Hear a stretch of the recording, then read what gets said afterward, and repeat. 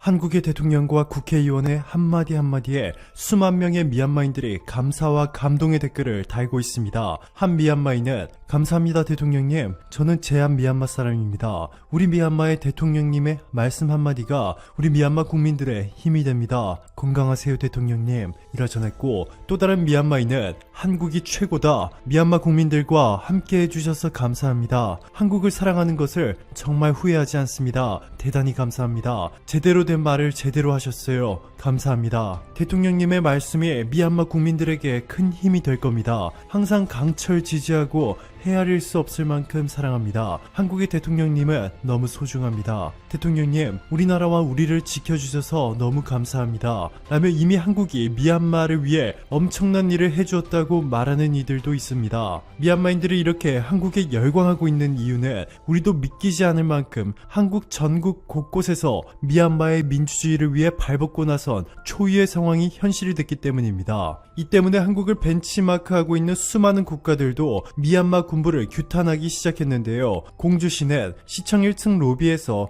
미얀마 민주회복을 위한 순회 사진전을 개최했고, 전라북도는 미얀마 군부 쿠데타로 신음하는 미얀마인들을 실제로 돕기 위해 두 팔을 걷었습니다. 전북도는 민주주의 회복을 위해 투쟁하는 미얀마 국민을 지지하고 도내 미얀마 유학생을 돕자면서 미얀마 사랑 1청원 1티셔츠 구매운동을 펼치고 있습니다. 장당 1만원가량의 수익금은 전액 미얀마 현지에 송금되어 미얀마 민주주의를 위해 사용될 것으로 전해졌습니다. 서울시도 가만히 있지 않았습니다. 서울시 교육청은 미얀마 민주화 시위를 중심으로 사회 현안을 토론하면서 학생들이 다양성, 인권, 평화, 감수성을 바탕으로 존중과 연대의 세계 시민 의식을 기를 수 있도록 하겠다 라며 서울시 초중고 학생들이 군부 쿠데타에 저항하는 시위대와 민주화 시위에 대해 토론하는 시간을 마련했습니다. 대전은 좀 더 적극적입니다. 권중순 대전시의회 의장을 비롯한 대전시의회 의원들이 대전역 광장으로 나와 미얀마 규탄 집회에 동참하여 미얀마 군부 정권이 평화적으로 민간에 이양될 수 있도록 적극적으로 지원하고 지지할 것이다 밝혔습니다. 전세계 어느 국가를 둘러봐도 이렇게 미얀마 민주주의를 위해 적극적으로 나서고 있는 국가는 한국뿐이었습니다. 자, 그런데 놀랍게도 한국이 최근 미얀마 군부의 운명을 완전히 뒤바꿔 놓았습니다. 미얀마 쿠데타를 주도한 민아웅 hlaing 최고사령관의 마지막 희망이 바로 24일 열리는 동남아시아 국가연합 아세안 특별 정상회담이었습니다. 한국을 포함해 미국, 유럽 등 전세계 선진국들이 미얀마 군부를 국가 통치권자로 인정해주지 않고 있는 가운데 아웅 hlaing 최고사령관은 주변국인 동남아시아 국가들로부터 우선적으로 인정받는 것이 유일한 희망이자 최후의 수단이었습니다. 이것마저 실패하게 된다면 더 이상 미얀마 군부가 버틸 수 있는 원동력이 모두 사라지게 되는 셈이죠. 자, 그런데 태국과 한국의 외교장관의 회담 이후 미얀마 군부 편을 들어줬던 태국의 태도를 바꾸기 시작했다고 전해드렸는데요. 이번에 드디어 결정타를 날리게 됐습니다. 프라윕 짜노차 태국 총리가 미얀마 쿠데타 사태를 논의하기 위한 아세안 특별 정상회의에 참석하지 않겠다는 파격적인 발표를 했습니다.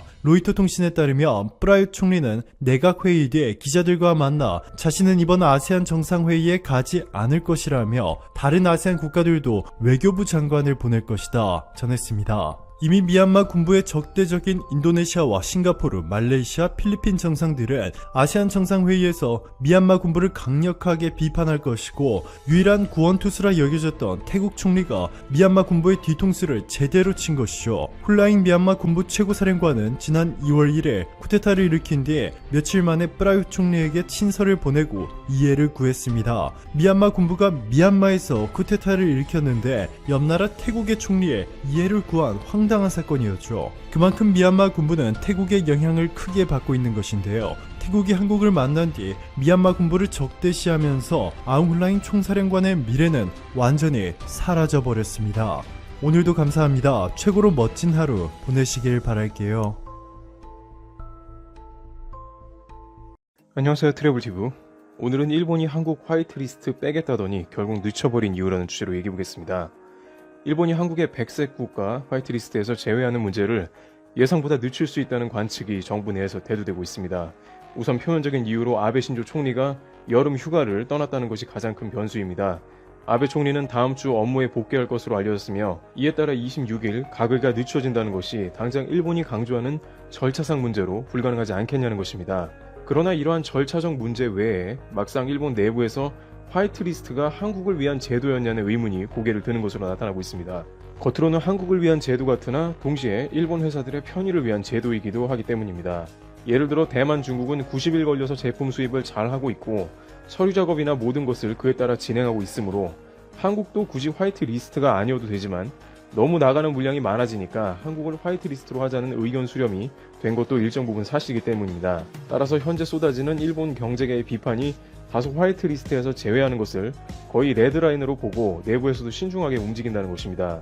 또 하나는 일본 경제산업상에서 한국의 불매운동이라는 변수를 전혀 고려하지 못한 채 플랜을 짠 것으로 알려졌습니다. 일본은 한국의 수출 규제를 단행하면 자국의 GDP 피해는 약 0.04%가 될 것으로 예상했고 한국은 약 2.2% 하락으로 예상한 것입니다. 그런데 한국의 불매운동은 현재 리얼미터 조사 결과 불매운동 참여도가 65% 이상까지 늘어난 것으로 조사가 되었는데요. 즉 일본의 GDP 피해 예상 포인트가 생각보다 늘어날 수 있다는 분석이 제기된 것입니다. 물론 그 피해 범위는 당장 크지 않을 수는 있지만 문제는 내년 도쿄올림픽을 앞두고 일본의 이미지를 크게 훼손할 수 있다는 우려가 제기되는 것이 문제입니다.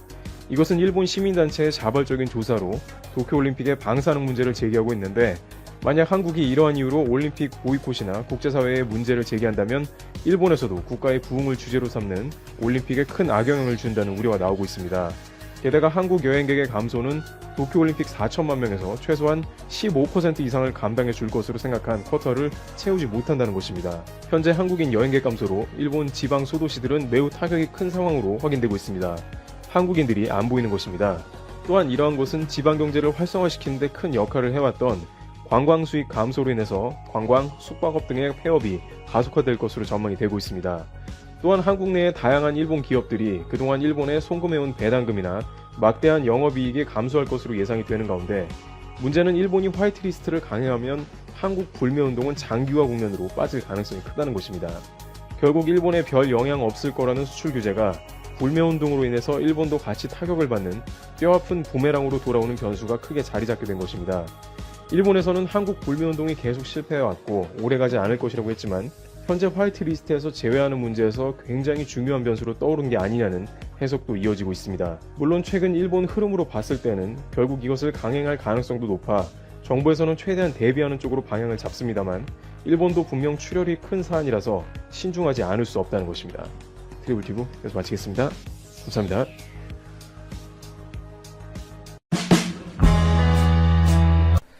즐거운 라디오. 오늘 방송에서는 한국의 삼성전자를 비롯한 한국 최신 산업 기술력을 의식한 일본이 또 한 번 졸렬한 행보를 보이고 있는데요. 한국을 배제한 채 중국을 견제하기 위한 새로운 협의체의 출범을 계획 중에 있다는 보도가 나왔습니다. 이에 대한 자세한 이야기를 드려볼까 합니다. 좋아요, 구독 한 번씩만 부탁드리면서 들어가 보겠습니다. 지금 전 세계는 미국과 중국이 대립하는 신냉전의 구도로 흘러가고 있습니다. 현재 시국이 그 어느 때보다도 복잡하고 이해관계, 셈법이 다양하기 때문에 미국과 중국을 제외한 제3의 국가들은 자국의 실리를 최대한으로 챙기기 위해 다각도로 고민을 하고 있는 상태인데요. 미국의 편에 서야 하는지, 중국의 줄을 잡아야 하는지, 아니면 미국과 중국 사이에서 어느 한쪽의 편도 일방적으로 들어주지 않으면서 하반기에 있을 미국 재선의 결과를 기다려야 하는지 혼란스러운 상황이 아닐 수가 없습니다. 이 와중에 확실한 것은 미국은 중국에 대한 대대적인 공세에 들어가고 있는데 중국은 미국에 대해 별다른 보복 정책을 내놓지 못하고 있고 대부분의 서방 국가들은 미국에 줄을 서고 있다. 중국 역시 이러한 움직임을 인지하고 많은 제3의 국가들에게 제안을 하고 있는 내용이 중국과 손을 잡자, 앞일을 함께 도모하자 이러한 것들이 아니라 당장은 중국의 손을 잡자고 직접적으로 제안하지는 않을 테니 최소 미국의 요구는 들어주지 말아라 라는 것에서 우리는 현재 세계 정세의 주도권이 누구에게 있는지 짐작할 수 있겠죠.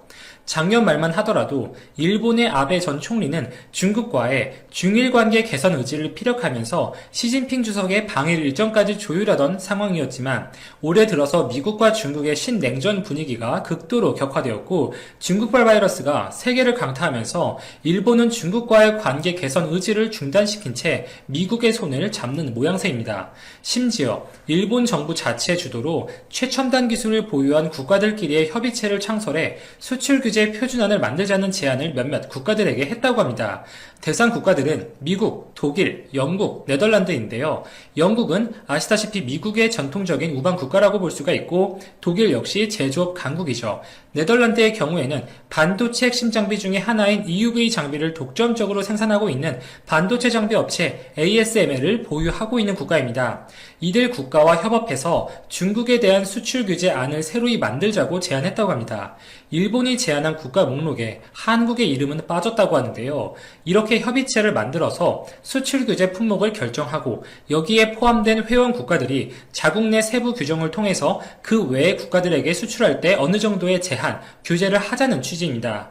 일본의 이번 결정을 한 표면적인 대외적인 이유는 미국이 주장하는 내용과 상당히 유사한데요. 중국의 화웨이, SMIC 등의 기업들이 중국 군과 연관되어 있다.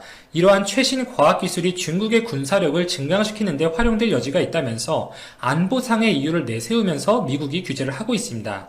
인공지능, 극초음속, 양자컴퓨터, 바이오 산업 등의 분야를 포함시켰고요. 이 같은 행보와 대외적인 명분은 미국의 기조와 상당히 비슷하기에 미국의 반중 행보의 뜻을 같이 한 의도로 풀이가 됩니다. 이 같은 일본의 제안은 다자주의 무역을 완전히 깨트리는 것으로 봐도 무방하죠. 트럼프 대통령 취임 이후부터 일관적으로 보여주는 보호주의 스탠스를 보다 강화시키는 것인데요. 그리고 중국을 전 세계 공급망, 이 서플라이 체인에서 완전히 배제시키는 첫 번째 직접 조치라는 점에서도 그 의미를 찾을 수가 있겠습니다. 일본이 제안한 국가 목록들을 보면 최신 산업, 제조업 분야에서 확실히 명성이 높은 국가들인데 여기에 놀랍게도 한국의 이름은 빠진 상태죠. 일본은 작년 7월부터 한국에 대해서 반도체 핵심 소재 3종에 대한 수출 규제를 단행했고 작년 8월부터는 화이트리스트, 자국의 수출 심사 우대국에서 제외시킨 상태입니다. 그리고 아직 강제징용 배상 판결 문제에 대한 양국의 뚜렷한 해법을 찾지는 못한 상황입니다. 이렇게 한일 갈등이 해결되지 않고 있다는 것이 한국을 포함시키지 않은 근거로 생각이 되고 있고 일본은 항상 한국을 중요한 이웃 국가라고 대외적으로 이야기를 합니다만 여전히 과거에 한국의 제조업에 완전히 역전당해서 글로벌 시장 주도권을 빼앗긴 트라우마가 남아있는 것 같습니다. 몇 개월 전 트럼프 대통령 주도하에 기존의 G7 체제에서 한국, 인도, 호주 등을 추가해 G10, G11으로 새롭게 재편하자 확장시키겠다는 이야기가 나왔을 때에도 일본은 열렬한 반대 의사를 표출했었죠. 대놓고 한국을 견제하고 있는 것이고 사실 일본의 속셈은 미국을 주도로 하는 경제연합, EPN이라고 많이 이야기가 나오죠. 이 경제연합 내에서 일찌감치 일본의 포지션을 잡고 그 안에서 새롭게 발생되고 창출될 제조업 파일을 빠르게 선점해서 가져가겠다는 것입니다. 만약 한국이 해당 경제연합에 같이 소속되게 된다면 이미 반도체, 디스플레이, 조선업, 5G 등의 모든 산업에서 경쟁력이 한국에 비해 떨어지는 일본이 과연 경쟁력을 유지할 수가 있을까요? 한국이 여기에 포함된다면 일본의 산업 경쟁력이 완전히 묻히는 것이기 때문에 일본은 한국을 배제하고 견제하고 할 수밖에 없다는 것입니다. 작년에 일본에서 삼성전자가 2위 통신기업인 KDDI와 5G 통신장비 공급 계약을 대규모로 체결했었고 얼마 전에는 표준화를 위한 공동 연구도 단행했었죠. 일본의 5G 시장에서 삼성전자의 영향력은 커져만 가고 있고 디스플레이 시장도 마찬가지입니다.